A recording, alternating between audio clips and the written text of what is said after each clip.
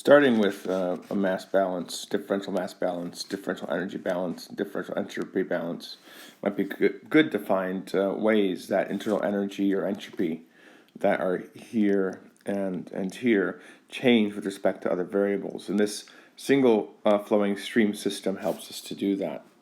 So the first thing that we're going to do is we're going to replace m dot with dm dt, multiply this whole equation here by temperature, just because I don't like to have temperature in the denominator. Typically, I forget to do integrals right when things are in the denominator. That's just me.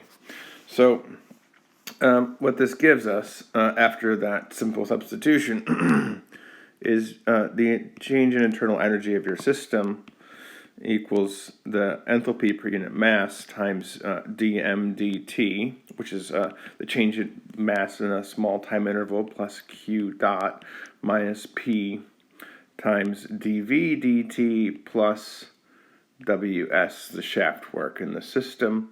And then for entropy, you have T times ds dt equals T times enthalpy per unit mass times the change in mass in the system due to flow, plus Q dot plus T S gen dot. So what we can do now is that let's multiply through both of these by dt to get a new relationship. Multiplying them both by dt and substituting q equals q dot times dt, ws equals ws dot, which is the per unit time measure of that, times the small time interval, and then s gen equals s gen dot times the small time interval. You end up with a couple of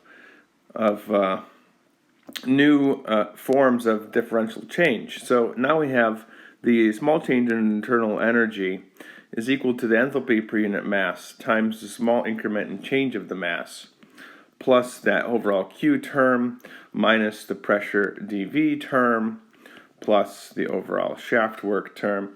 And then the entropy equation similarly modifies to being TdS equals temperature now times enthalpy per unit mass times the small interval of the small amount of mass plus Q plus T S gen. Now, how do we get information from these two equations here?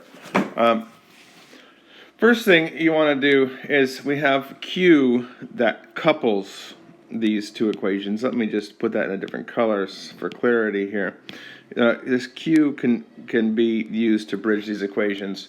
So what we're going to do is rearrange this equation here, the entropy equation, in terms of Q, and this simply becomes TdS minus TS gen minus T times S hat times differential dm. And then we can substitute. Now we can do the substitution for Q. Put it into the first equation, and we have a small change in the internal energy now equals TdS minus TS gen for entropy generation minus P dV plus WS plus H minus TS hat times dm. Now this should look familiar. H, remember, is U plus PV. This is U plus PV minus TS per unit mass TS hat, and this is our definition for the Gibbs free energy on a per mass basis. So making the substitution, we have now a small change in U is equal to TdS minus TS gen minus PdV plus WS plus G hat differential mass. We replace that term with the G hat. So we're starting to get somewhere. you can start to think about what happens if it's reversible. If it's reversible, then Ts gen goes to 0. This only occurs over very small little differential changes in entropy, or differential gradients, or gradients that are not really present, so that we can have a reversible process. And in the absence of shaft work, for instance, we can have, in absence of shaft work, this is something we're going to be using later on when looking at vapor-liquid equilibrium calculations in the absence of shaft work. We can end up with an even simpler form of the equation. du equals TdS minus P dV plus G hat dm.